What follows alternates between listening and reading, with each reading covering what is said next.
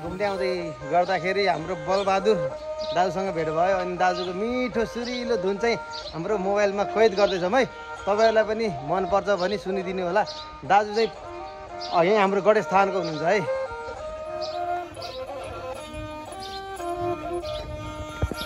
सानो सानो घर हाम्रो खरको तिमी बिना मेरो छरको घाँसै काट्ने हाँसी मकरी हाँसुला मेरो माया तिमी नासी। सानो सानो घर हाम्रो खरको तिमी बिना मेरो छरको घाँसै काट्ने हाँसी मकरी हाँसुला मेरो माया तिमी नासी। नभन्नु घर हाम्रो सानो छ हे धरती माथि आकाशको छानो छ घाँसै काट्ने हाँसी मकरी हाँसुला मेरो माया तिमी नासी। नभन्नु घर हाम्रो सानो छ हे धरती माथि आकाशको छानो छ घाँसै काट्ने हाँसी मकरी हाँसुला मेरो माया तिमी नासी। पानी परेर झिमी निरथी रोजाउने सम्धारा गरी रोएको मन खेचिले बुझाउने आइज काला लैज बरु फिर्ती छुन छैत साउ दाजु नेपालैमा साउने तनैमा सम्झेर पनि नरुनु आमा फुलेर छानैमा तर्को घाट तर्ने छैन नियल घाट तर्छु जान्छु बरु विदेश घुम्न मुरे उतै मर्छु बत्ती बाल्न मोटी तेलमा लागु जानु रेलमा नचलाउँदै नाम चलेछ शिखरी कर्मीको अनि आमा टिका लगाइदो पापी अधर्मीको साग छरे पालुङ्गे छरे गाउँका मुखियालाई कोही गए छैन सुख कर्म दुखियालाई।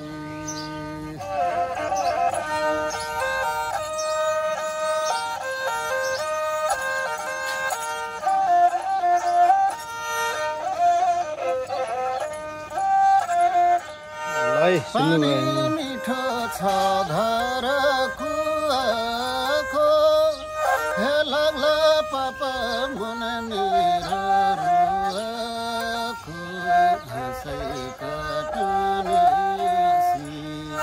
हाँसी मकरी हाँसुला मेरो माया तिमी नासी।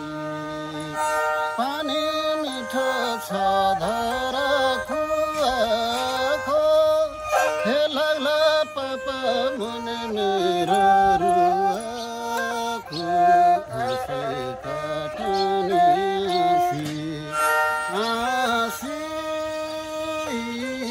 मकरी हाँसुला मेरो माया तिमी नासी।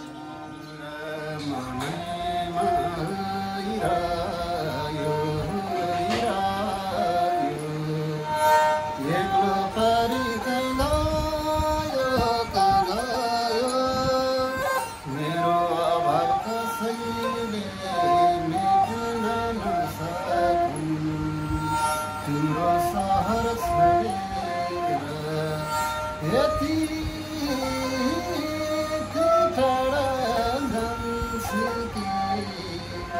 शास्त्र की लाश परी भेट्न नसकी मनैमा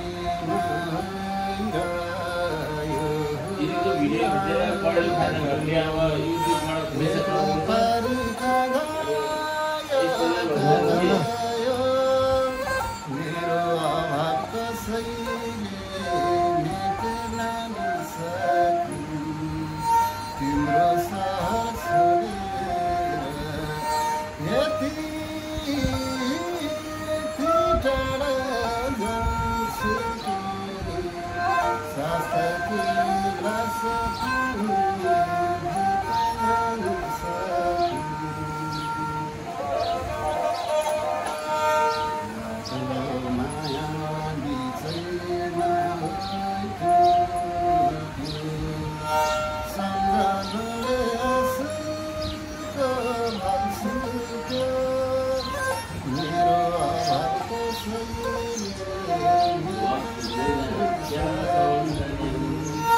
तिम्रो सहर छोडेर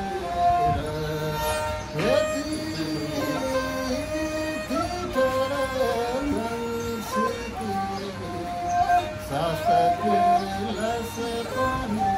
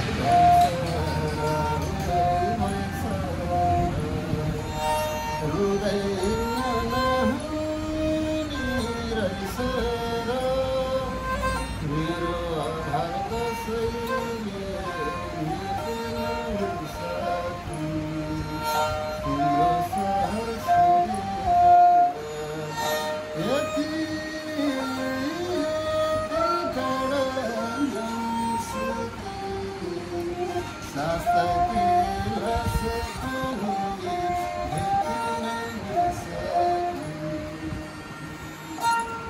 ओहो कति मिठो स्वर। दाजुको नाम चाहिँ के पर्यो? मेरो बलबहादुर नमस्कार। घर कहाँ पर्यो दाजुको? घर पहिला पोखरा हो, अहिले गणेशस्थान। गणेशस्थान। ल यति मिठो स्वर दाजुको एकदम राम्रो खुसी लाग्यो। अनि दाजुले गीत गाएको सुनेपछि मलाई यो खिच्नु मन लाग्यो कि तेरो खिचेर हालिदिनु हुन्छ नि। सुन्नु न मान्छेले होइन, चिन्नु न मान्छेले। आफ्नो प्रतिभा देखाउनु पर्छ नि त होइन। अहिले गणेशस्थान होइन, कति वर्ष भयो दाजु यसरी यो बजाउँदै हिँडेको? 30 वर्ष भयो है। यसरी नै पहा। तर पहिला भन्दा अहिले चाहिँ अलिकति यसको अलिकति खस्के जस्तो छ होइन। मान्छे अलिकति यो नबजाउने, विदेश पलायन हुने, आफ्नो संस्कृति त जगाउनु पर्छ नि त। भनेपछि यो बजाएर पनि पेट पाल्न सकिन्छ। गुजरात चल्यो मेरो पनि दाजुको जोस जाएर अझै पनि छ। खुसी लाग्यो आज चाहिँ घुम्दै आउँदाखेरि दाजुको मिठो सुरिलो स्वर हामीले सुन्न पाइयो। ल हेर्नुहोस् त यो सारङ्गी भन्ने बित्तिकै नेपालको यो पहिचानकै बाजा।